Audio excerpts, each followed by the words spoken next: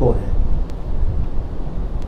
روزہ کہتے ہیں کہ نیت کے ساتھ، عبادت کی نیت کے ساتھ، روزے کی نیت کے ساتھ صبح صادق سے لے کر غروب آفتاب تک کھانے پینے اور زن و شوئی کے تعلقات سے بچنے کا نام روزہ ہے۔ تو اس روزے کے اندر جن چیزوں سے بچنا ہے، ضروری طور پر تعریف میں وہ بھی آ گئیں، وہ 3 چیزیں ہیں، اور وقت بھی آ گیا کہ صبح صادق سے لے کر غروب آفتاب تک یہ وقت ہے، اور اس میں نیت کا ہونا ضروری ہے، اور نیت دل کے ارادے کا نام ہے۔ اللہ کی بارگاہ میں نیت کے بغیر کوئی عمل قابل قبول نہیں ہوتا۔ اگر کوئی شخص بغیر روزے کی نیت کے صبح صادق سے لے کر غروب آفتاب تک ان تینوں مفترات سے بچتا رہے، اجتناب کرتا رہے، تو اس کا روزہ نہیں ہوگا، چونکہ اس کی نیت نہیں ہے۔ عام طور پر مشہور نیت جو مختلف کارڈوں پر بھی لکھی ہوتی ہے، وہ بھی صوم غد نویت من شہر رمضان، کہ میں کل کے روزے کی نیت کرتا ہوں، تو یہ نیت کر لے، زبان سے کہنا بہتر ہے، ورنہ دل میں ارادہ بھی کافی ہے۔ حتیٰ کہ اگر کوئی شخص صبح کو سحری کھانے کے لیے اٹھا ہے اور اس نے سحری کھائی، لیکن دل میں اس کی کوئی نیت نہیں تھی اور اس نے زبان سے بھی کچھ نہیں کہا، تو یہ سحری کھانا بھی نیت شمار ہو، کیونکہ اس کا روزے کے لیے اٹھنا اور سحری کھانا یہ ایک عمل کے لیے ہے۔ عام مہینوں میں تو اس وقت اٹھ کر وہ نہیں کھاتا، لیکن رمضان المبارک میں اس وقت اٹھ کر کھا رہا ہے، تو اس کا یہ فعل بھی نیت میں شامل قرار دیا گیا ہے، اس طرح بھی اس کا روزہ ادا ہو جائے گا۔ روزے کے مختلف فائدے ہیں۔ ایک فائدہ یہ ہے کہ اللہ سبحانہ و تعالیٰ کی فرمانبرداری اور شکر انسان کو حاصل ہوتا ہے۔ ایک بہت بڑا فائدہ روزے کا یہ ہے کہ انسان کو تقوی حاصل ہوتا ہے، اور قرآن کریم کی جو آیت میں نے ابھی پڑھی ہے، اس آیت میں روزے کا مقصد بھی یہی ذکر کیا ہے، لعلکم تتقون۔ اسی طریقے سے روزہ رکھنے کا ایک فائدہ یہ ہے کہ غرباء اور مساکین کے حال پر کچھ توجہ ہو جاتی ہے۔ جو لوگ بھوک اور پیاس سے لاچار ہوتے ہیں، ان کا کچھ خیال انسان کو آتا ہے جب وہ خود بھوکا اور پیاسا رہتا ہے، تو اس طرح اس کے لیے فقراء اور مساکین کے ساتھ تعاون کرنا آسان ہو جاتا ہے۔ اسی طریقے سے روزہ رکھنے کا ایک بڑا فائدہ یہ ہے کہ انسان فرشتوں کی ایک صفت سے متصف ہو جاتا ہے۔ فرشتوں کی صفت یہ ہے کہ وہ کھاتے نہیں ہیں، پیتے نہیں ہیں، تو ایک مخصوص وقت میں انسان کھانے پینے سے اور جنسی تعلقات قائم کرنے سے جو بچتا ہے، تو گویا وہ فرشتوں کی ایک صفت سے متصف ہو رہا ہے۔ یہ اللہ کا بہت بڑا انعام ہے۔ روزے کی نیت نصف النہار تک کی جا سکتی ہے۔ دیکھیے، ایک ہوتا ہے زوال کا وقت، ایک ہوتا ہے نصف النہار۔ بہت سے نماز کے اوقات کے نقشوں میں بھی ایسے لکھا ہوتا ہے۔ نصف النہار کا مطلب یہ ہے کہ صبح صادق سے لے کر غروب آفتاب تک جتنا وقت ہے اس کا نصف، یہ نصف النہار کہلائے گا۔ زوال اس کے بعد ہوتا ہے۔ مثال کے طور پہ اگر صبح صادق شروع ہو رہی ہے 4:50 پر اور غروب آفتاب ہے 6:50 پر، تو دن 14 گھنٹے کا ہو گیا۔ اب اس 14 گھنٹے کا جو نصف ہے وہ نصف النہار بنے۔ 7 گھنٹے جب گزر جائیں گے تو وہ نصف النہار گزر گیا۔ تو 7 گھنٹے گزرنے سے پہلے اگر کسی شخص نے نیت نہیں کی اور وہ نیت کر لے تو بھی اس کا روزہ معتبر ہو جائے گا۔ مثلا ایک شخص ہے، اس کی سحری میں آنکھ نہیں کھلی اور دل میں کوئی نیت بھی نہیں تھی، ارادہ بھی نہیں تھا، اور صبح کو جب وہ اٹھا تو اس کو فجر کے بعد خیال آیا کہ وہ ہوئی تو آج میں نے روزہ رکھنا ہے، اور پھر وہ روزے کی نیت کر لے نصف النہار سے پہلے بشرطے کہ اس نے کچھ کھایا پیا نہ ہو صبح صادق شروع ہونے کے بعد، تو اس کی وہ نیت معتبر ہوگی اور اس کا رمضان کا روزہ ادا ہو جائے گا۔ لیکن اگر وہ نصف النہار گزر گیا، ہماری اس مثال میں 7 گھنٹے کا وقت گزر گیا، اب اگر وہ نیت کرے گا تو اس کی نیت معتبر نہیں ہوگی، اس کا وہ روزہ ادا نہیں ہوگا، اور اس کو بعد میں عید کے بعد ایک روزے کی قضا کرنی ہوگی۔ ایک اہم مسئلہ یہ ہے کہ روزے کے بند ہونے کا معیار وہ صبح صادق کا وقت ہے، اذان نہیں ہے۔ بعض لوگ سمجھتے ہیں کہ اذان کے ختم تک ہم سحری کھا سکتے ہیں، کھانے پینے کی اجازت ہے۔ یہ بات بالکل غلط ہے، درست نہیں ہے، اس لیے کہ اذان جو ہے وہ صبح صادق کے بعد ہوتی ہے، کبھی 1 منٹ کے بعد، کبھی 2 منٹ کے بعد، اور بعض مساجد میں کچھ زیادہ دیر کے بعد بھی ہوتی ہے، کہیں 10 اور 15 منٹ کے بعد ہوتی ہے۔ تو روزے کے آغاز کا معیار وہ اذان نہیں ہے، وہ صبح صادق کا وقت ہے۔ اس لیے ہر روزے دار پر یہ لازم ہے کہ وہ نماز کے اوقات کا نقشہ اپنے گھر میں رکھے اور اس نقشے سے صبح صادق کا وقت دیکھے، اپنی گھڑی کو معیاری وقت سے ملائے، اور پھر احتیاطاً 2-3 منٹ پہلے سحری موقوف کر دیں۔ اس لیے کہ فرض کا معاملہ ہے، اس میں کوئی شک و شبہ نہیں آنا چاہیے۔ اگر بالکل آخری وقت تک کھاتا رہے گا تو عین ممکن ہے اس کی گھڑی پیچھے رہ گئی ہو یا آگے ہو گئی ہو، یا جو ہے وہ اور کوئی پیچیدگی گھڑی کے حوالے سے پیدا ہو گئی ہے، تو اس کے روزے پہ فرق پڑ سکتا ہے۔ تو اصل جو دائمی اوقات صلاۃ کا نقشہ ہے اس کو سامنے رکھنا چاہیے، اس میں صبح صادق لکھا ہوتا ہے اور وہ پورے سال کے لیے ہوتا ہے۔ بعض دفعہ یہ جو کیلنڈر رمضان کے بنا کے دیتے ہیں ان میں کچھ پرنٹنگ کی مسٹیک ہو جاتی ہیں، غلطیاں ہو جاتی ہیں، جلد بازی میں، عجلت میں ان کو چھاپا جاتا ہے۔ اس لیے جو معتمد دائمی اوقات صلاۃ کا نقشہ ہے ہر گھر میں اول تو ہونا چاہیے، تاکہ نمازوں کے اوقات خواتین کو بھی معلوم رہے کہ کب قضا ہو رہی ہے اور کب وقت شروع ہو رہا ہے، اور صبح صادق کا وقت بھی سب کو معلوم ہے۔ روزے کی حالت میں مسواک کرنے کا مسئلہ یہ ہے کہ اس کی اجازت ہے، بلا کراہت اجازت ہے۔ اگر مسواک زیتون کی یا نیم کی ہے، اس کی کڑواہٹ بھی منہ میں محسوس ہو رہی ہے، تو بھی روزے پہ کوئی فرق نہیں پڑے گا، بلکہ روزے کے اندر جب منہ میں کچھ تغیر محسوس ہو تو مسواک کا کرنا سنت ہے۔ نماز سے پہلے وضو سے پہلے مسواک کا کرنا سنت اور مسنون عمل ہے، اس سے نماز کا ثواب بھی بڑھتا ہے۔ اس لیے روزے کی حالت میں مسواک کیا جا سکتا ہے۔ ٹوتھ پیسٹ کا مسئلہ یہ ہے کہ روزے کی حالت میں ٹوتھ پیسٹ کا استعمال نہیں کرنا چاہیے، یا کوئی منجن یا کوئی ٹوتھ پاؤڈر وغیرہ یا ماؤتھ فریشنر وغیرہ بعض ہوتے ہیں، ان کا استعمال نہیں کرنا چاہیے۔ اگر ان کا استعمال کیا اور کچھ ذرات حلق سے نیچے اتر گئے تو روزہ ٹوٹ جائے گا، اور ایسی صورت میں روزے کی قضا لازم ہوگی، کفارہ نہیں ہوگا۔ اور اگر ان کے ذرات نیچے نہیں اترے اور باہر رہے تو روزہ کم از کم مکروہ ضرور ہوگا۔ اس لیے ٹوتھ پیسٹ اور ٹوتھ پاؤڈر اور ماؤتھ فریشنر وغیرہ کا استعمال روزے کی حالت میں نہ کیا جائے۔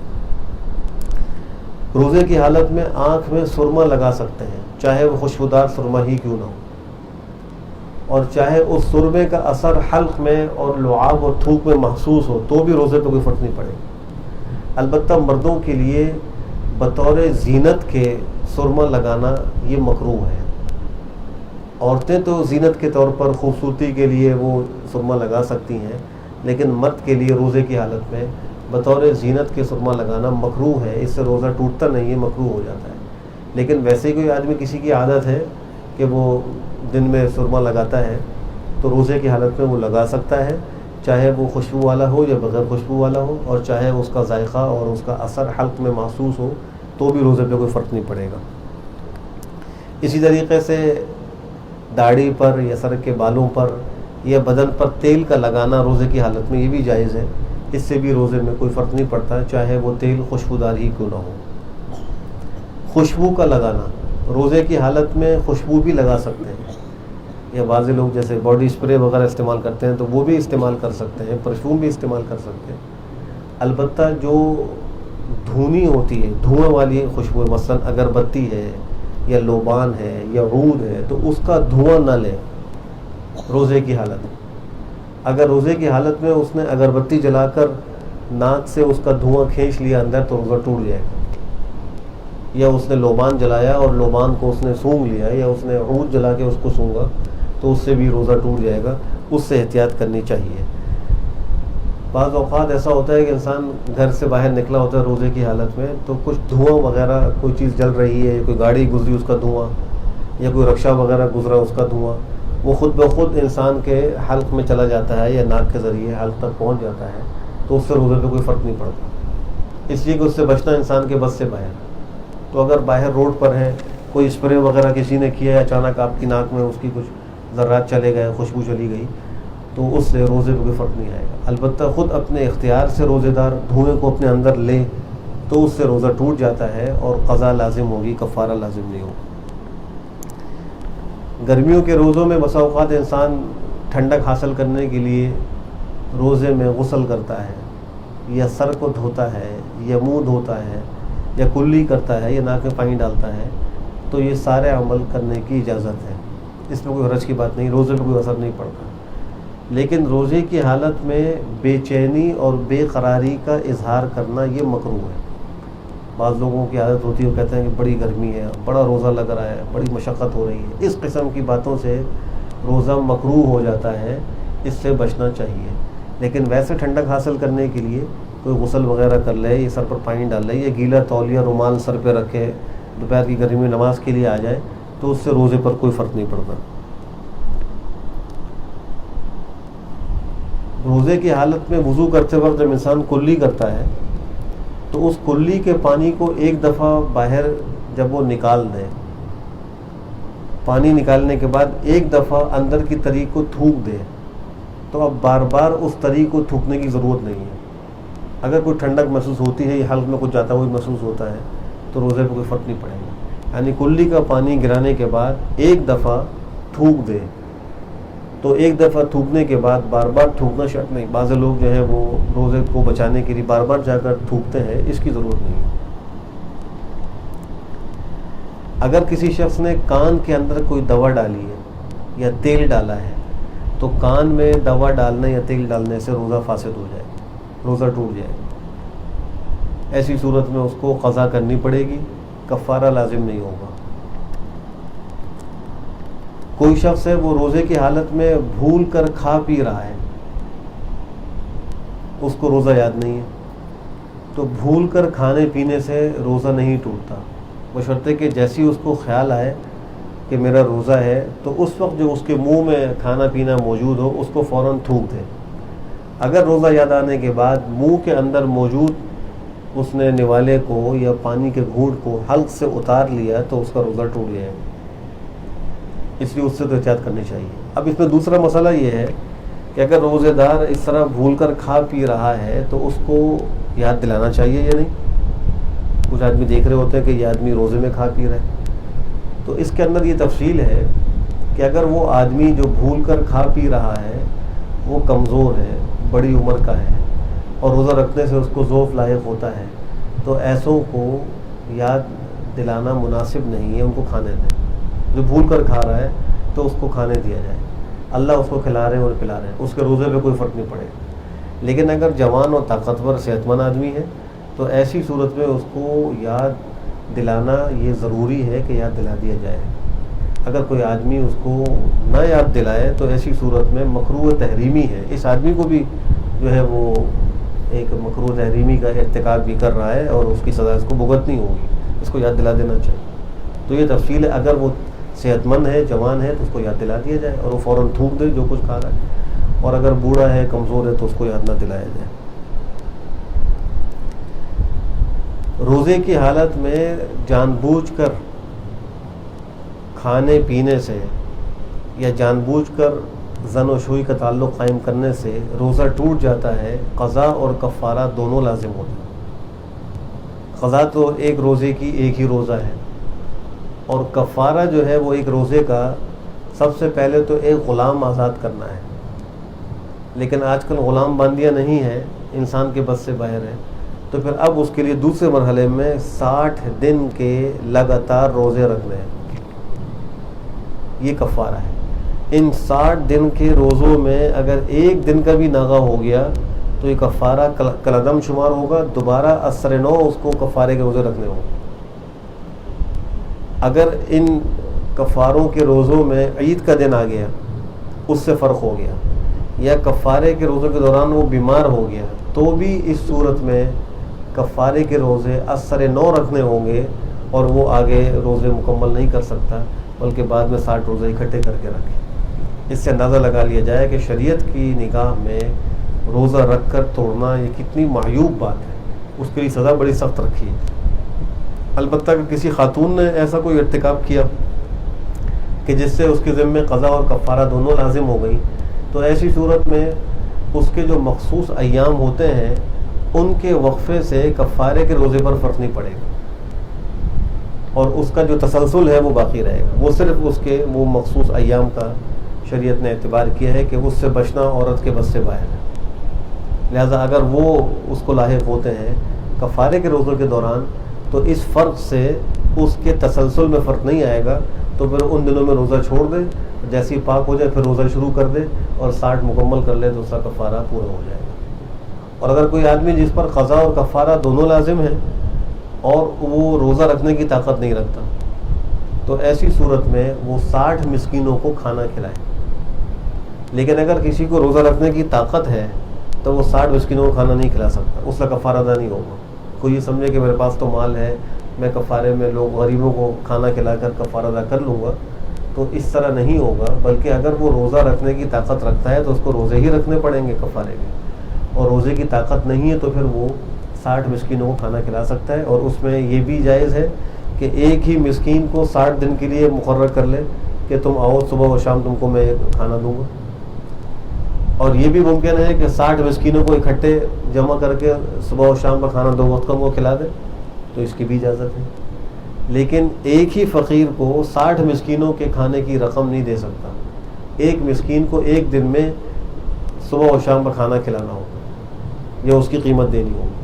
ہاں 60 مسکینوں کو ایک ہی دن میں صبح و شام کا کھانا کھلا دیا، یعنی 60 مختلف مسکینوں کو، تو اس کی اجازت ہے، کفارہ اس کا ادا ہو جائے گا. بس اوقات روزے دار جو ہے وہ گریہ وزاری کر رہا ہوتا ہے اللہ کی بارگاہ میں، اس کی آنکھوں سے آنسو نکل آتے ہیں اور اس کے 1-2 قطرے اس کے منہ میں چلے جاتے ہیں، تو اس سے روزہ اس کا نہیں ٹوٹتا اور روزے پہ کوئی فرق نہیں پڑتا. سفر اور عذر کی وجہ سے روزے کے اندر رخصت حاصل ہوتی ہے. سفر شرعی ہو اور جس وقت صبح صادق شروع ہو رہی ہے اور رات ختم ہو رہی ہے اس وقت وہ مسافر شرعی ہو، تو اس کے لیے رخصت ہے کہ وہ روزہ ابھی نہ رکھے اور بعد میں اس کی قضا کر لے. لیکن اگر وہ روزہ رکھ لے تو بہت بہتر ہے. مسافر سفر کی مشقت برداشت کر کے کہتا ہے میں روزہ ہی رکھوں گا، رکھ لے تو اچھی بات ہے، رکھ لے. لیکن اگر ایک آدمی جو ہے اس صبح صادق کے وقت مسافر شرعی نہیں ہے، اس کا سفر دن میں 12 بجے شروع ہونا ہے، 1 بجے شروع ہونا ہے، تو اس کے لیے اجازت نہیں ہے روزہ چھوڑنے کی.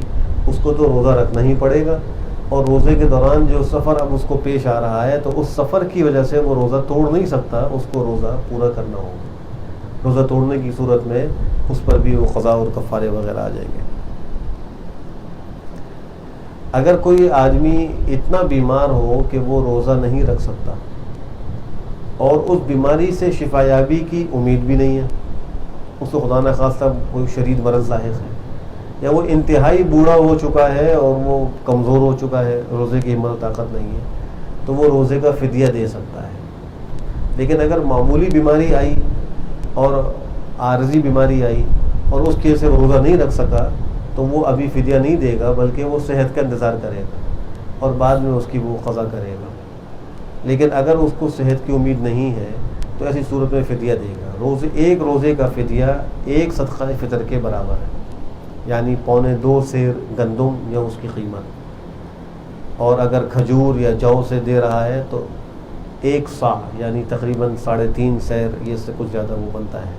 احتیاطاً 2 کلو گندم یا اس کی قیمت وہ 1 روزے کا فدیہ شمار ہوگا. وہ کسی مستحق زکوٰۃ غریب مسکین کو دے دے. اور اگر کئی روزے ہیں تو پھر ایک روزے کے اعتبار سے الگ الگ صدقہ فطر اس کے ذمے، یعنی صدقہ فطر کی مقدار لازم ہوگی اور فدیے کے طور پر ادا کر دیں.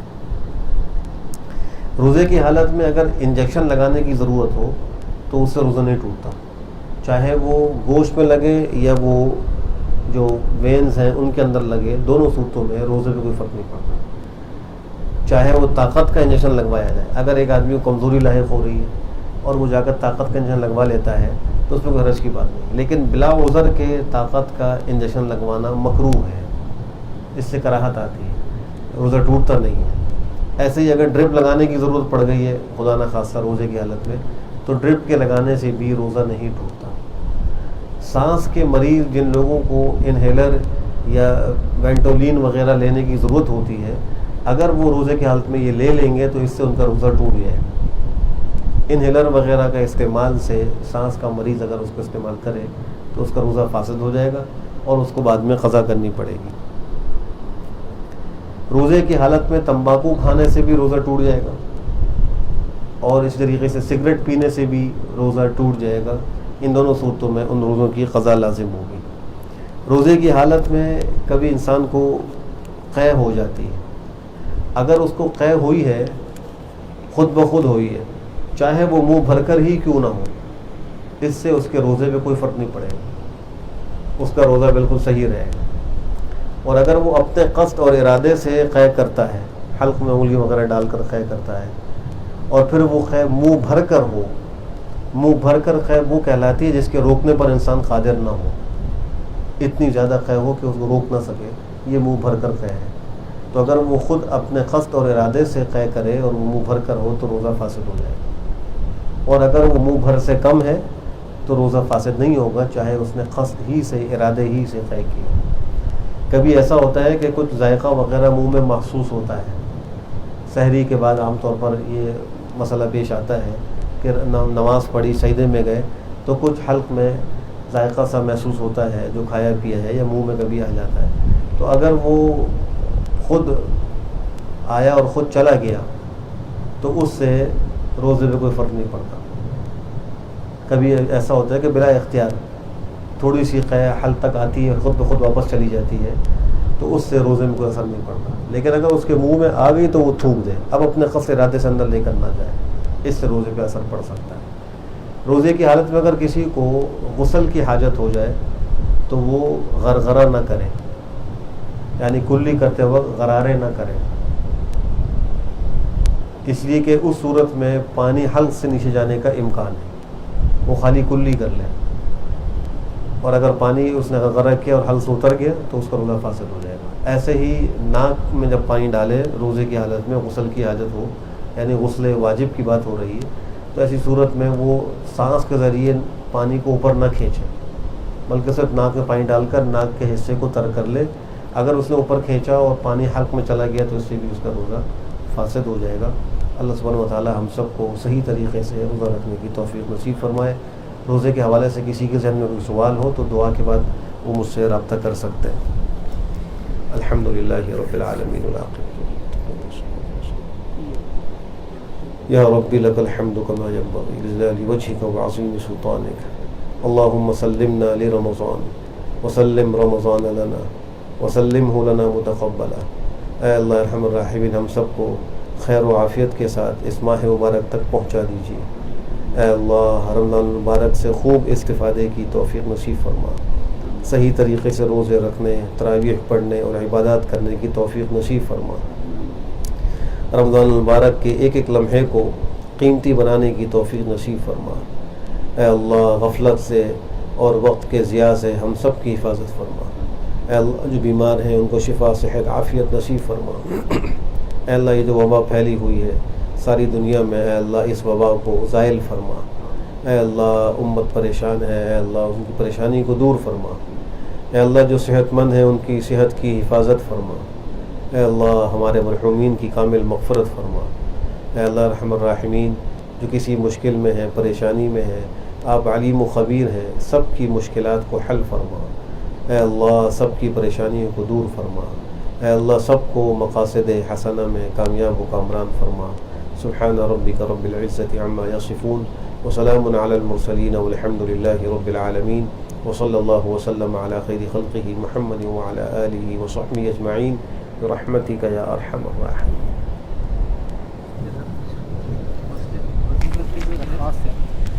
جب فرض کے بعد آپ ٹائم دیں کہ ہم 2 سنت اور 2 نفل پڑھ سکیں، یہ تراویح سے مہربانی کریں، 2 سنت اور 2 نفل ہمیں پڑھنا ہے، ہم نارمل